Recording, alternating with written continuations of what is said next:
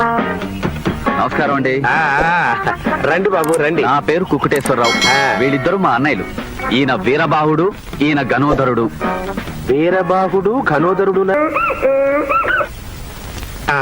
కూర్చోండి బాబు కూర్చోండి.